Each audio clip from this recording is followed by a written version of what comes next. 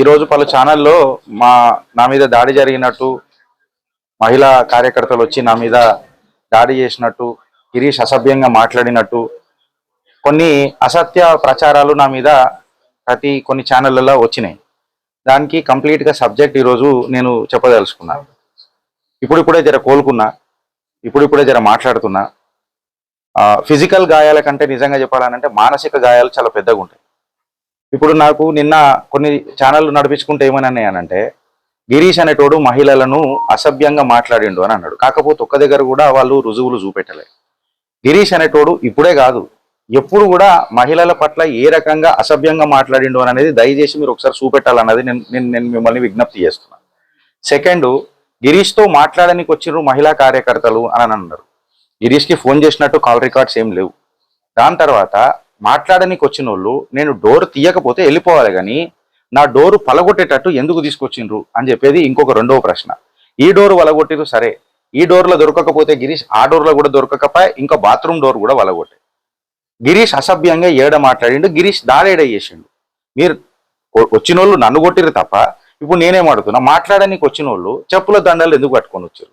మాట్లాడడానికి వచ్చిన వాళ్ళు 80 నుంచి 60 మంది దాకా ఎందుకు వచ్చిండ్రు? మాట్లాడడానికి వచ్చిన మహిళలు 11 గంటలకు 10:30 గంటలకు ఎవరైనా వస్తారా?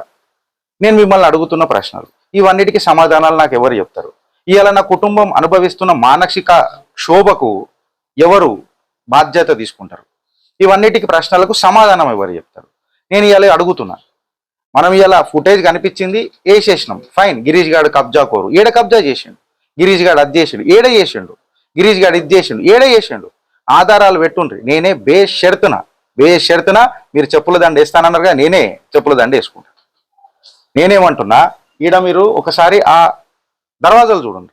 దర్వాజాలు పలగొట్టి మరీ లోపలికి రావడం ఏంది అని నేను అడుగుతున్నా. సెక్యూరిటీ వద్దు అని అన్నప్పుడు కూడా సెక్యూరిటీ నూకేసి కూడా రావడం అనేది ఏంది అని అడుగుతున్నా. సుమారు 4 గంటల ప్రాంతం నుంచి కంప్లీట్గా రెక్కి వేసి నేను ఎప్పుడు వస్తా అని ఆలోచించుకుంటా పర్సనల్గా నా మీదనే నన్ను గుంజి, నన్ను తన్ని, నన్ను కొట్టి, నన్ను పోలీస్ స్టేషన్కి సాగనంపి ఒక పాశ్చాత్తిక ఆనందం పొందినరా లేదా? నేను మిమ్మల్ని అడుగుతున్నా. మళ్ళీ ఇవన్నిటికీ సమాధానం ఎవరు చెప్తారని చెప్పి మీ ఛానళ్ళ ద్వారా నేను అడుగుతున్నా. అంటే మీరు మహిళలపై, బీజేపీలో ఉన్న మహిళలపై బండి సంజయ్ మీద అసత్య ప్రచారాలు అందులో చిత్రగుప్త ఛానల్లో ప్రసారాలు చేశారనే ఉద్దేశంతో నేను అదే అడుగుతున్నా. నేనేమంటున్నా, నేను ఏ అసత్య ప్రచారాలు చేసినా, నేను ఏ అసభ్యంగా మాట్లాడినా దాన్ని రుజువులు చూపెట్టమంటున్నా. అది ఎవరైనా సరే, వాళ్ళు ఎవరైనా సరే, ఐఎమ్ రెడీ. నేనేమంటున్నా, let us have a discussion. Me channel వేదికగా we will have a discussion. రుజువులు ఏందో చూపించుకున్నాం కదా. ఇప్పుడు మీ పైన ఏమైనా కేసులు అయ్యాయి? నేనే 3 కేసులు పెట్టిన.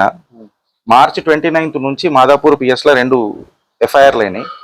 ఇవాళ రాజేంద్ర నగర్లో నిన్న రాత్రి జరిగిన దాడికి ఒక ఎఫ్ఐఆర్ అయింది. బట్ ఇప్పటిదాకా నత్తనడకనే నడిచింది ఇన్వెస్టిగేషన్. ఎందుకంటే ఆ దుండగులు ఎవరైతే దొరుకుతారో ఈ దాడులు ఆగిపోతాయి. ఈ దాడులు ఇవాళకి ఆగిపోతాయి అంటే ఇవాళకి ఆగాయి. గిరీష్ బయటికి వెళ్తే ఇంకా రిస్క్ ఉన్నది, అట్లనే నడుస్తుంది. ఈ దాడి వెనకాల ఎవరు నడిపిస్తున్నారని మన అనుమానం ఉన్నది.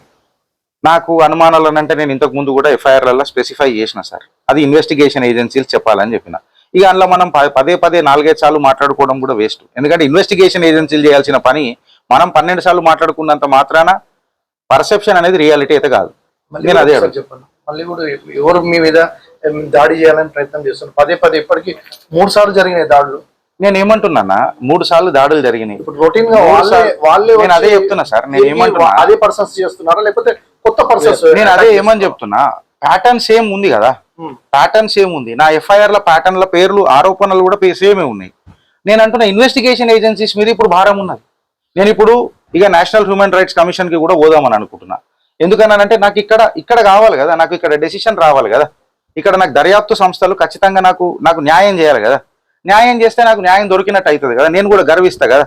ఇప్పుడు మీరు ఇన్వెస్టిగేషన్ చేస్తే ఇప్పటిదాకా ఇటు దాకా రాకపోతుండేనొచ్చు.